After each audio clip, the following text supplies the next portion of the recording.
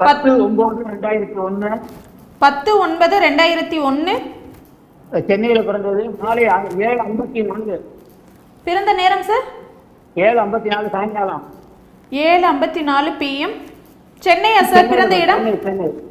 சென்னை. ராசி நட்சத்திரம் லக்னம் சொல்லுங்க. ராசி ரிஷபராசி. மீன லக்னம். மீன லக்னம். ரிஷபராசி. ரிஷபராசி. என்ன கேள்வி கேட்கணும் சார்? இந்த பையனுக்கு வேலை எப்படி அமையும் என்னங்கிறது எதிர்காலத்தை பற்றி. இப்போ ராகுதசையில் சந்திர புக்தி இவருக்கு நடந்துக்கிட்டு இருக்கு. சந்திரன் வந்து கடுமையான பாபத்துவத்தில் இருக்கிறாரு. ராகுதசையில் இறுதி புக்திகள்னு சொல்லக்கூடிய சூரிய சந்திர புக்திகள் நல்லா இருக்காது. ஆனால் ராகுதசை தர்ம கர்மாதிபதிகளுடைய தொடர்புல மீன லக்னம் ரிஷபராசி நல்லா தான் இருக்கு. அப்படிலாம் கஷ்டப்படல.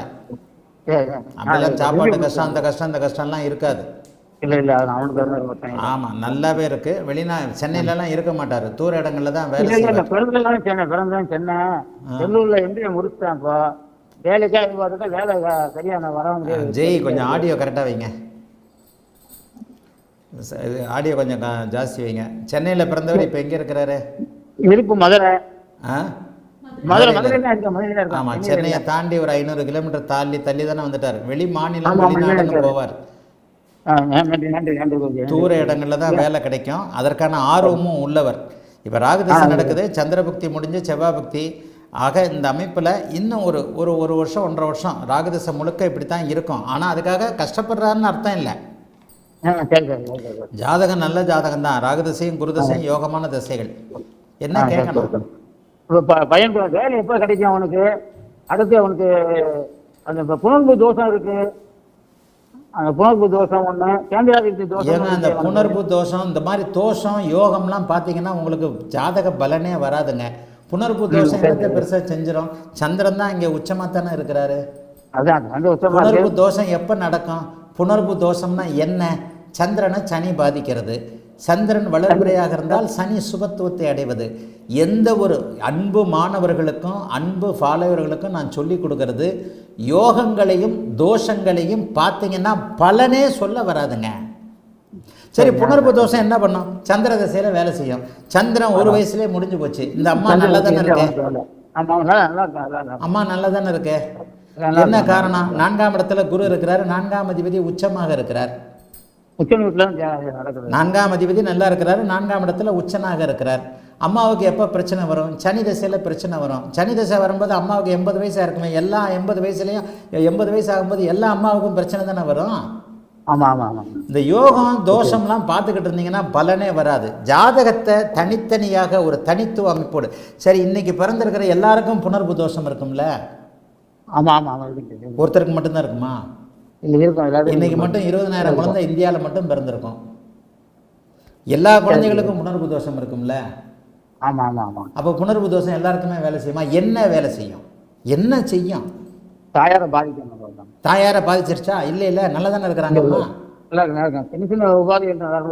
அதெல்லாம் எதுலையும் இல்லை. 4 கூடையவர் உச்சம், 4 சுபகிரகங்கள் இருக்குது, 4 தர்ம கர்மாதிபதிகள் தொடர்பு இருக்குது. தாயார் எப்படி பாதிப்பாங்க?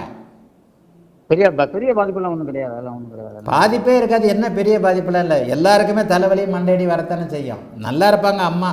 இந்த பாருங்க, மாணவர்களுக்காக இருக்கட்டும் ஃபாலோவர்களுக்காக இருக்கட்டும், நான் சொல்கிறது இந்த யோகங்கள் எல்லாம் இப்படி தாங்க ஜோசியம் தசை மாதிரி போயிடுச்சுன்னு சொல்கிறேன். நட்சத்திரத்தில் தான் பலன் இருக்குது, சாரத்தில் தான் பலன் இருக்குது. இந்த யோகம் இருக்குது, தர்ம கர்மாதிபதி யோகம் டாப்பாக இருக்குது. ஆனால் இவருக்கு வேலை செய்யலை. இவருக்கு சிவராஜ். இந்த யோகத்தை எல்லாம் பார்த்தீங்கன்னா யோகம் யாரோ ஒருத்தருக்கு அத்தி பூத்தார் போல் வேலை செய்யும். அதே மாதிரி தான் அந்த பாதகாதிபதி சப்ஜெக்ட். பதகாதிபதி சாரம் வாங்கியிருக்கிறார், பதகாதிபதி பார்வை வாங்கியிருக்கிறார், பதகாதிபதி தசை நடக்குது. அதெல்லாம் ஒன்றும் நடக்காது. யாரோ ஒருவருக்கு லட்சத்தில் ஒருவருக்கு அத்திப்பூத்தார் போல நடக்கக்கூடிய சில விளைவுகளைத்தான் யோகம் தோஷம் அப்படின்னு ஜோதிட சாஸ்திரத்தில் என்றைக்கோ இருந்த அதை கண்ணால் பார்த்தவர்கள் எழுதி வச்சிருக்கிறாங்க. உடனே நீங்கள் எல்லாம் உங்கள் ஜாதகத்தில் அதை மேட்ச் பண்ணிக்கிட்டு அப்படியே பேச ஆரம்பிச்சிடுறீங்க. ஜோதிடத்தை பற்றிய ஒரு 30 ஆண்டு காலத்திற்கு பிறகு வரக்கூடிய விழிப்புணர்வில் தான் இதெல்லாம் புரியும். சரி, இந்த இடத்துல என்ன நடக்குது? இந்த பையன் அடுத்து குருவோட ஆளுமையில் வரப்போறார். ஒரு 16 வருஷம் குருவோட ஆளுமையில் இருப்பார். குரு என்ன பண்ணியிருக்கிறாரு? அருமையா இருக்கிறாரு. அவருக்கு நண்பரான மங்கள யோகத்துல குரு, அவருக்கு நண்பரான இந்த ஜாதகத்தின் ராஜ யோகாதிபதியான செவ்வாயுடைய பார்வையில் இருக்கிறார். உச்சனுடைய வீட்டில் இருக்கிறார். கரெக்டுங்களா? ராகதசையும் குருதசையும் உச்சனுடைய வீட்டில் இருக்கு. வீடு கொடுத்தவன் வலுவாக இருக்கிறார். அப்புறம் என்ன, குருதசையிலிருந்து இந்த பையன் ரொம்ப சூப்பராக இருக்கணும், டாப்பாக இருக்கணும். குருதசையிலிருந்து டாப்பாக இருக்கக்கூடிய அமைப்புகள் எப்போ நடக்கும்? சந்திரபுக்தியிலிருந்து ஆரம்பிக்கும். சந்திரபுக்தியில் பிற்பகுதியிலேருந்து தான் ஆரம்பிக்கும். சந்திரன் சனி சேர்ந்தா சந்திரனுடைய பலன்களை முதல்ல குறைச்சிக்குவார்னு அர்த்தம். அதுதாங்க புணர்வு. சரி, இந்த இடத்துல என்ன நடக்கும்? செவ்வாய் தசை ஆரம்பிச்சு 11ஆம் மாதம் செவ்வாய் பக்தி ஆரம்பிக்குது.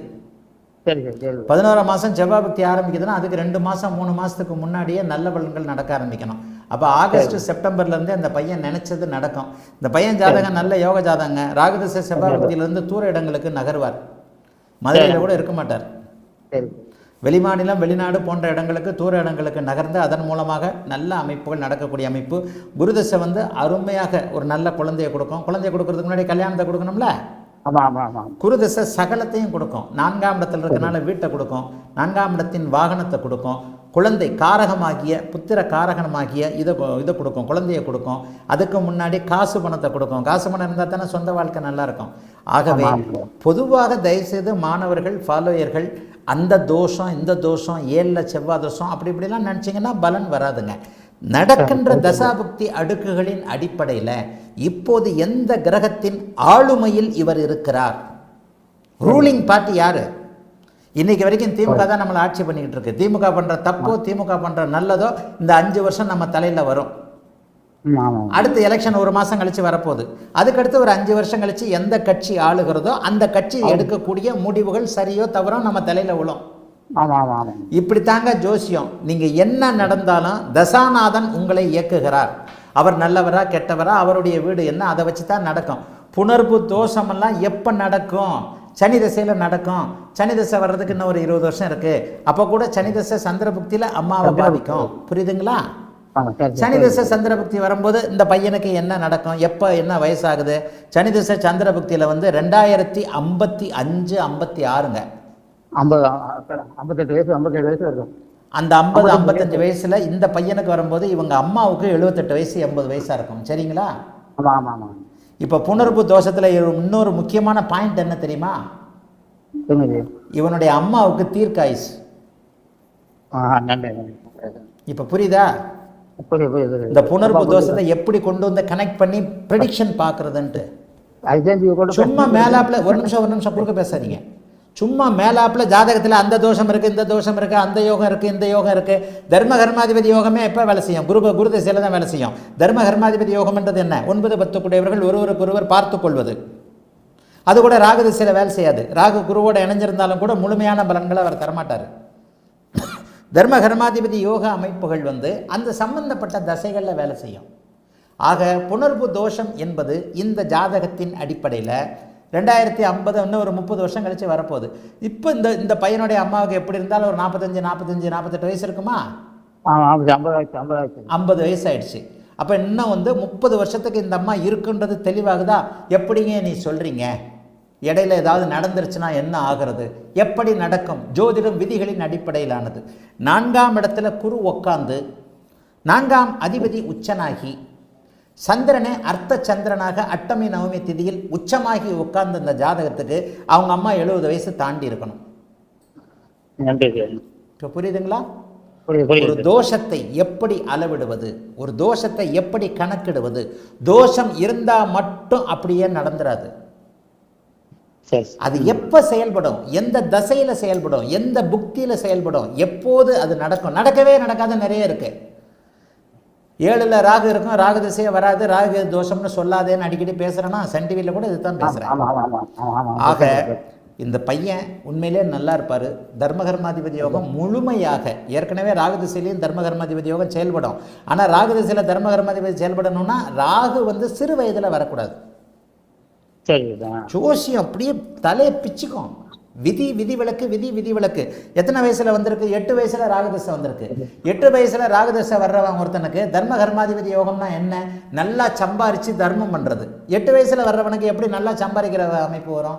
ஆக தர்ம கர்மாதிபதி யோகம் குருதசையில தான் செயல்படும். சரியா? அம்மா நல்லா இருப்பாங்க, பையன் நல்லா இருப்பாரு, நல்ல வேலை கிடைக்கும், தூர இடங்கள்ல இருப்பாரு, மதுரையை விட தாண்டி வெளிமாநிலம் போன்ற இடங்களுக்கு போவாரு, சம்பாதிப்பாரு, அருமையான வாழ்க்கை துணை உண்டு. உண்மையிலே நல்ல பையங்க. கேந்திரங்களில் கிரகங்கள் இருப்பதும், வீடு கொடுத்தவன் 35 வருட தசாநாதன் அப்படியே புதனாகி அருமையாக இருக்கிறதும், சனி தசை கூட அர்த்த சந்திரன்னு சொல்லப்படக்கூடிய நல்ல அமைப்பில் பரிவர்த்தனை பெற்ற சுக்கரனுடைய வீட்டில் தான் அவரும் உட்கார்ந்துருக்கிறாரு. ஆகவே இந்த பையனுக்கு அடுத்தடுத்து வரக்கூடிய ஒரு 50 ஆண்டு கால தசைகள் நன்றாக இருப்பதால் இந்த பையன் நல்லா இருப்பாருங்க. வாழ்த்துக்களுங்க. அழைத்ததற்கு நன்றி ஐயா. வணக்கம் குருஜி.